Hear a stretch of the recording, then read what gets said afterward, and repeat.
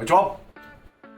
大工の翔也です。前回でね、この食品庫の床の下地までできました。シロアリがおってね、大変でしたけども、今回から床を張ってね、天井壁、そしてできるだけ棚をつけて仕上げていきたいと思います。今回はまずこの食品庫の床張りからやっていくんですけども、この床張りね、古い床の上にね、勝手口の部分だけレダンに3本入れてそのままバーンと貼ればいいかななんて簡単に思ってたんですけどね、いざ砕いてみるとね、やっぱ嫌なもんがいますよね。こういうとこってね、結局値段も大引きも全部仕替えることになってね、そのおかげですっきり爽やかになったんですけど、ここまでこのスキップではね、新築もリフォームもかかりません。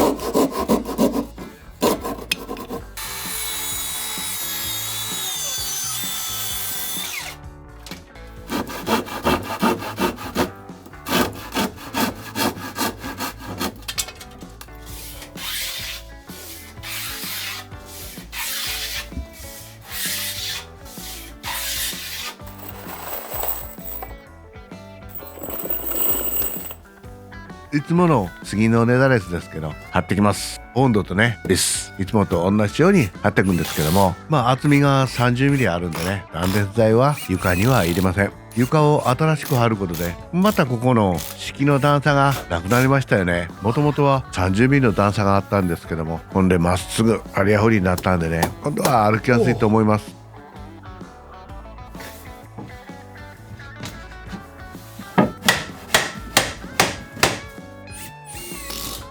勝手口、少しのホール、そして押し入れと畳3枚半のスペースなんですけどね、やっぱし板を通してスカッとこうフラットに貼るとね、結構広いもんですよね。ここになんとかね、いい形の食品庫作っていきたいと思います。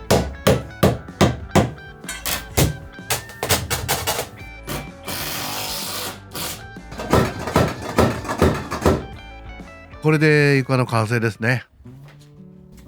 床が晴れたんで今度は天井をやってきます。天井もね、押し入れはもちろん砕いたんですけども、普通の和室の天井みたいに和風の天井貼ってあるんですけど、これはもう取りません。めちゃくちゃ高い天井はいりませんしね、2350ですか、それぐらいの天井になったんですけどね、古い天井の下にして貼ってきます。この上にいろんなこの配線がね、後からこのしてるんでね、この天井めくるとこの配線もなかなかね邪魔になってきますし、もうこのまんまやってきます。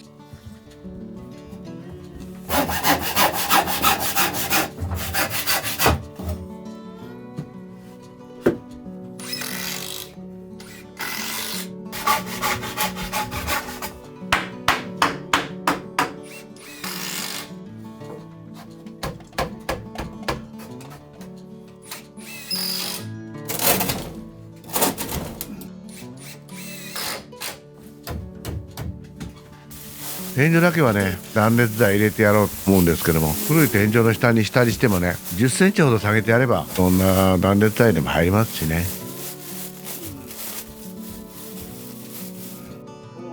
40年前のね、冬に全然乾いてないメルサワッチ材料でね、階段作ったんですけども、乾いてなかったんでね、この段板組む時に竹槍で叩き込んでね、硬いのを組んだ覚えがあります。正面から見るとわかるんですけども、結構ガタガタについてるんでね、せっかくこの際ですからね、裏めくったんですから、できる限りこれもう一回ビスを揉んでね、何か所かね、このギシギシっていうとこがあったんでね、音だけでもね、綺麗に止めてやります。いや、あっぶねえ。ここやんけ。あっぶねえな。いい。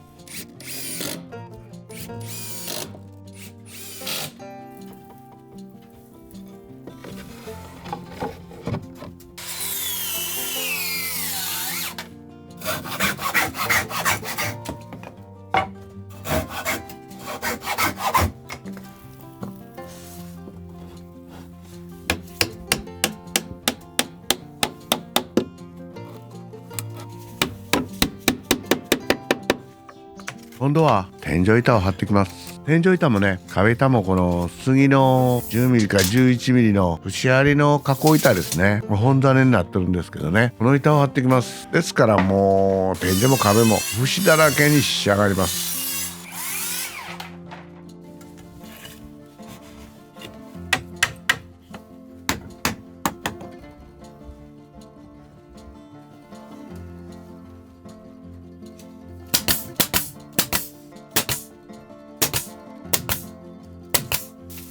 割とこの家の中央ではないですけど真ん中辺になるんで、あっちからもこっちからも配線あるんで、ここで点検口を一つ取ってやるとね、今までの配線もこれから増える配線もね、家の真ん中でこの細工ができるってことでね、これは楽になると思います。今までももう押し入れの上にあったんですけど、ちょっとね上がりにくかったんで、しっかりと点検口だけは取っておきます。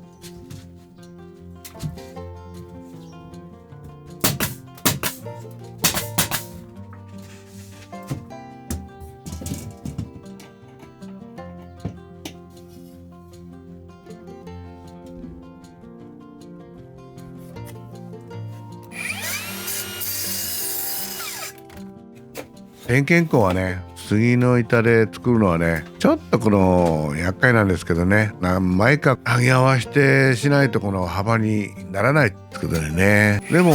まあぴっちりこれ3枚でなんとかギリギリかかるんでね、裏を見るともうヤシみたいなもんですけどね、ボンドとテープと、そして本体に留める小さなビスで組み立てていきます。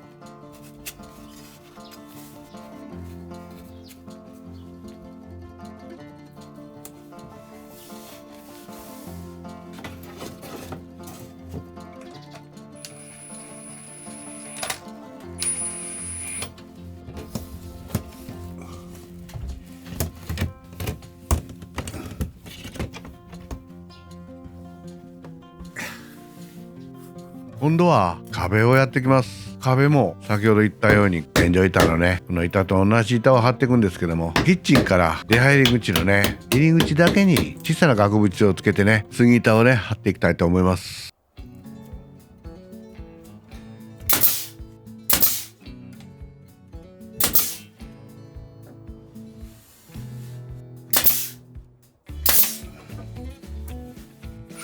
タイルのとこはタイルに収まるように、タイルの面にね 15mm の銅口をもうコンクリ釘とボンドをつけてね、パンパンと打ったんですけども、この頃こんなする人あんまりいませんけども、タイルの目地に適切な長さのコンクリ釘打てばビスコンまでしなくてももう十分に止めることができますね。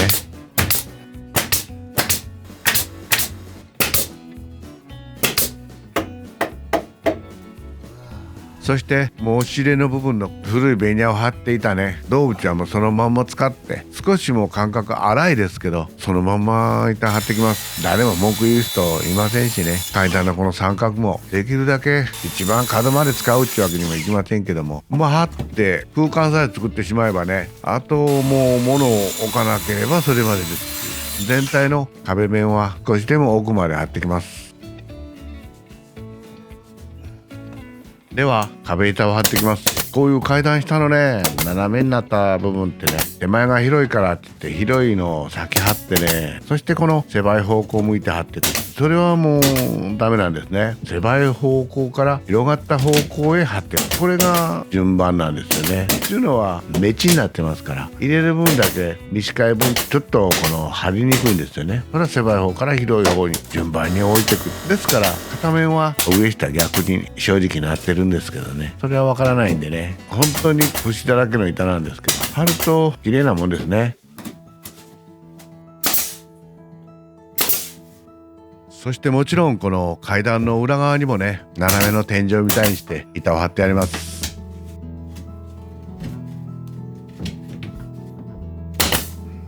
そして入り口部分のね戸袋みたいにね、このゴミためになってたんですよね。そこの部分もすっきりとね片引きのたまりに生まれ変わりましたよね。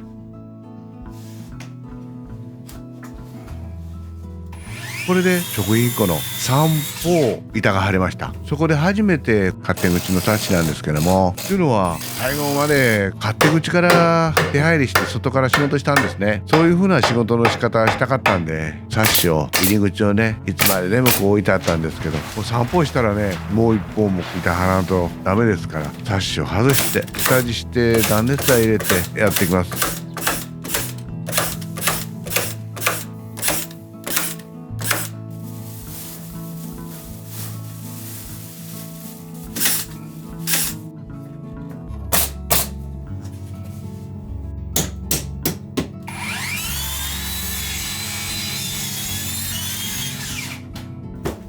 最後の一面も杉板貼ってね、で回り縁も杉の木の回り縁回って、これで完全に杉材の壁の仕上がりですね。で幅木だけは売ってないんですね。棚の縦材が何枚もつくと思うんで幅木邪魔になってきますから、幅木だけは最後の最後で回ります。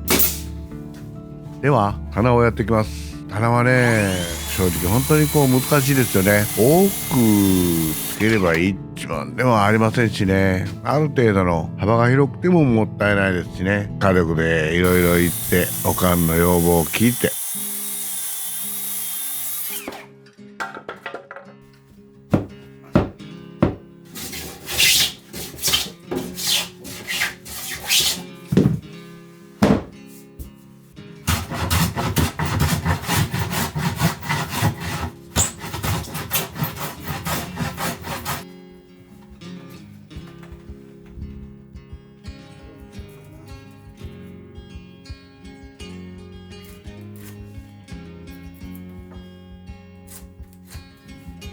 何よりもしにくいのはね、こういう狭いとこで可動式ではない棚を組み立てるっていうのがなかなかできないんですね。これ見てもらってる通りに一段一段側板を立ててね、仮受けを打って、そして両側からビスモンで、そしてまた外して一つの棚台を作ってます。っていうのはね、小さなものを置かないですから、重いものを多分置くようになるんでね、やはりこの 30mm の厚みのある板で幅広く棚作るんで、可動式よりも最初からビス止めでガチンと止めといた方がねいいかな。下駄箱とかね、小物をいっぱい置く場合はやっぱ可動式がいいですけどね。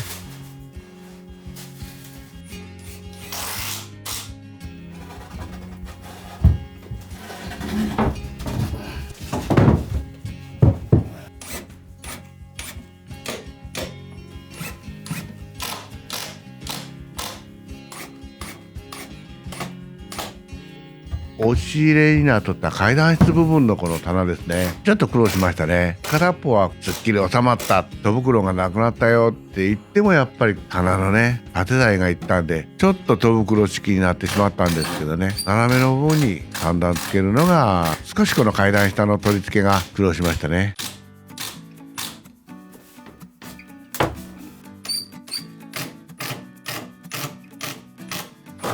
階段下のこの一番下の棚板は幅600のまんまできるだけ長くってことでね、よく書いてかけたんですけども、やはりこの三角の奥の方へ行くスペースがねちょっと600のままではいきませんから、そこだけちょっと一細工してね、人間が1、2歩奥まで行けるように少し切り替えてあります。外壁はねもちろんサッシ外したんですから、少しですけどね下見板のこの焼きすぎ貼ってあって、元のこの格好にはすっきりなりませんけどね、続くったようになるんですけども、同じ色の板を貼ればねあんまり気にならないと思います。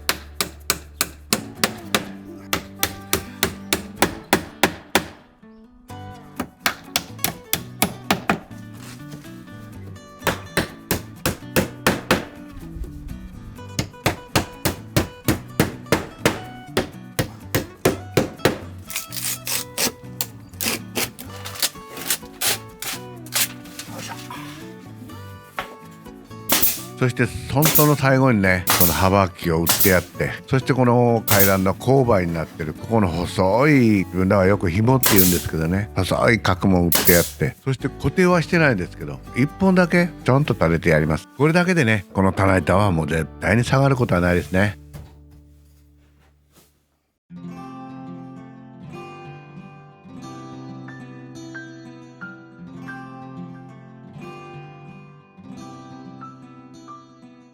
これでキッチンの隣の食品庫、収納庫ですねができました。広さは変わってないんですけども、全面杉板張りにしてもうおかんの要望を聞いてね、もうできるだけ棚を取りました。これで収納はもう目いっぱい取れると思います。これで文句言われたらもうバチが当たります。以上、大悟のしゃんでした。